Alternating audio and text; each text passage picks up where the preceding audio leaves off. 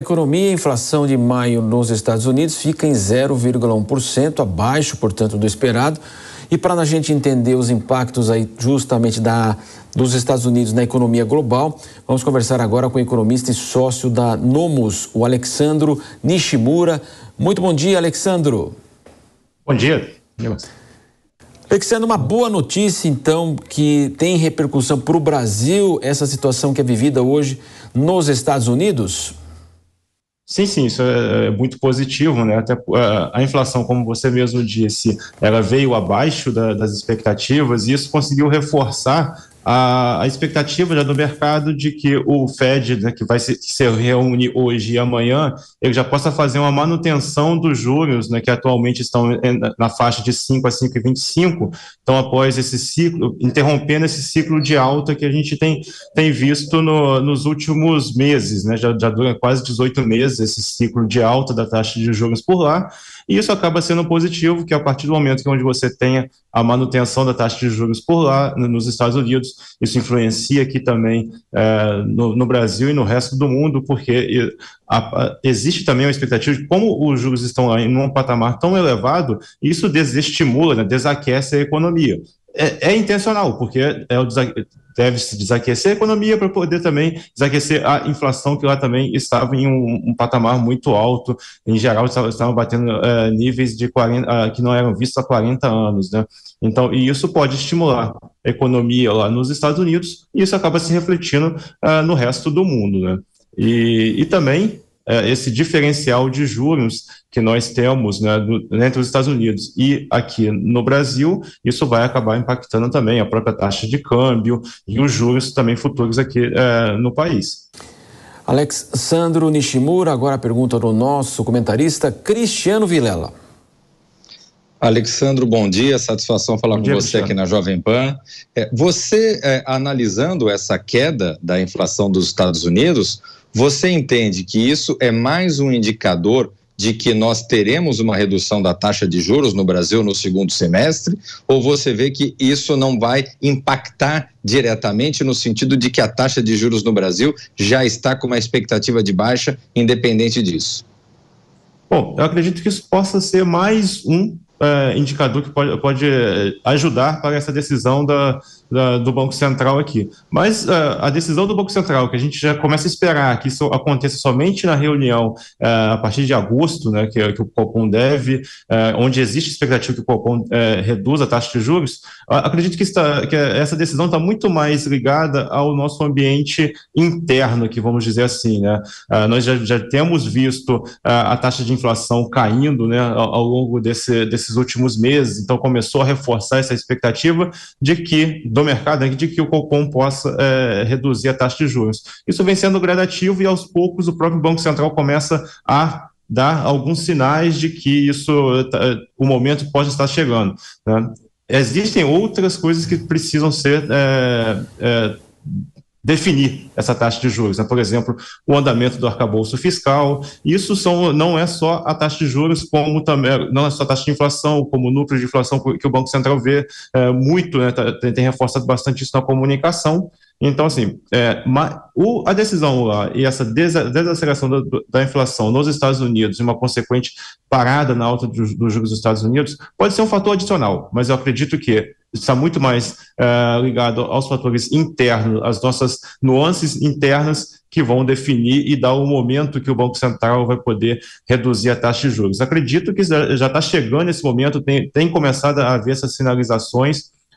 O próprio governo vem tentando criar mais argumentos para poder gerar um pouco mais para pressionar até mesmo, né, o Banco Central a fazer começar esse ciclo de redução da taxa de juros, mas eu acredito que, só finalizando, que o impacto da inflação nos Estados Unidos vai ser residual sobre a decisão do Copom. E falando aqui sobre o mercado interno mesmo, o presidente Lula disse hoje na estreia da sua live o programa, né? Ele falou sobre o refinanciamento de dívidas, o Desenrola. Ele disse que está preocupado em achar uma solução para os brasileiros endividados, lembrando que a classe média ficou de fora, né, Alexandro? Sim, a classe média é responsável por boa parte do consumo, né, que a gente tem interno, e acredito que deva ser necessário que em algum momento tenhamos algum programa para poder realmente atingir essa classe, né? Então, concordo com o que a gente, acho que foi falado mais cedo, de que não atingiu ainda, esse programa não atingiu essa classe, e futuramente eles devem fazer mais medidas, né, para estimular o consumo, principalmente para a classe média. Então vamos ouvir justamente o presidente Lula. Nós estamos preocupados em encontrar uma saída para 72 milhões de brasileiros e brasileiras que devem qualquer coisa e estão com o nome sujo no Serasa, ou devem porque usaram o cartão de crédito para comprar comida, ou devem porque usaram o cartão de crédito para enfrentar a pandemia, e nós queremos ajudar essa gente. Por isso é que nós estamos criando um programa chamado Desenrola, que nós queremos desenrolar, porque ele não for desenrolado, que vai ficar enrolado somos nós, porque nós prometemos durante a campanha, e nós vamos garantir isso para o povo, encontrar um jeito de livrar o nome da pessoa para ela poder voltar à normalidade do consumo. Agora, Cristiano Vilela, a gente sabe o seguinte, né? Como você bem citou na semana passada, então, quer dizer, o governo quer ajudar, mas aí ele cobra que o setor financeiro, ele passa o chapéu para o setor financeiro, ou seja, ele defende, ajuda, só que ele não dá nada para quem está endividado e pede que o sistema financeiro sim conceda, então, todos os benefícios. Pois é, desse jeito fica fácil, né? Fazer cortesia com o chapéu dos outros. Agora, o governo, com isso, ele está fazendo uma posição que não tem alardeado, não tem colocado isso para o público, mas ele está tomando uma posição onde o governo federal é quem dá a garantia. Então, os bancos vão negociar, vão financiar essa dívida. Agora, se a pessoa não pagar, quem vai pagar é o fundo garantidor, que é mantido com recursos públicos, recursos do governo. Então, você vê que com isso é um programa que é feito, mas é um programa que é feito com vistas a ser custeado pelo governo federal. E o governo federal, a lógica do governo federal sob o presidente Lula, ela sempre ela é uma lógica de fazer com que o governo gaste dinheiro, mas ele não apresenta outras formas de eventual arrecadação, apenas o aumento da carga tributária. E a carga tributária, via de regra, vem no colo de quem? Vem no colo da classe média. Vamos então agora ouvir o Alexandro Nishimura para falar todos sobre esse tema. Alexandro. Bom, acredito que assim, o próprio arcabouço fiscal, né, a gente tem muito essa preocupação, o mercado vinha muito preocupado, né, com o momento, né, que o governo realmente é muito focado em gastos, principalmente, acho que até normal que esse governo, quando eleito, ele tinha um mandato de realmente ter mais medidas visando o social. Só que o mercado não olha, não é simplesmente o gasto, vai gastar com o social. Da onde que a gente vai ter recursos para ter esse tipo de gasto, né? Então, não é uma medida simplesmente não querer ter gastos sociais. É necessário ter recursos para esse tipo de gasto. E o próprio arcabouço fiscal veio para poder dar mais segurança de que o governo teria recursos para ter esses gastos. Porém, o próprio arcabouço fiscal, uma das críticas é que é muito incisivo, né, muito focado no aumento de receita, que, consequentemente, como o Cristiano falou, isso muitas das vezes vai recair sobre a classe média, e como eu falei até agora há pouco, né, é justamente essa parcela que é responsável por maior parte do consumo do nosso do país. Cristiano Vilela.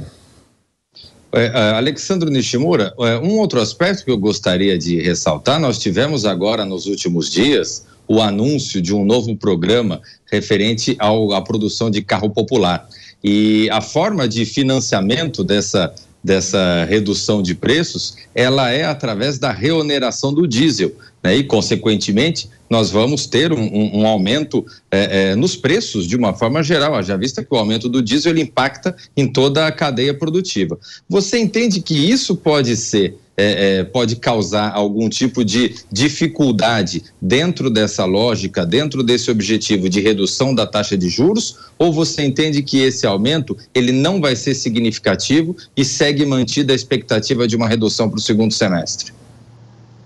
Bom, com certeza isso vai ter impacto, né, na inflação, mas isso também já está precificado, né? Já está nas projeções, logo em seguida a esse anúncio do mercado, né, de todos os agentes para a inflação, e mesmo assim a gente tem visto uma redução dessas projeções, já trazendo já a projeção para a inflação já um pouco mais, um patamar um pouco acima de 5%, lógico, ainda está acima da meta, mas a gente tem visto que tem chegado cada vez mais, ela vai descendo para a próxima da meta. Isso vai impactar a inflação, só que eu acho que isso não vai influenciar na decisão do Copom, que ainda é majoritário, que o mercado espera que isso vai ocorrer agora em agosto.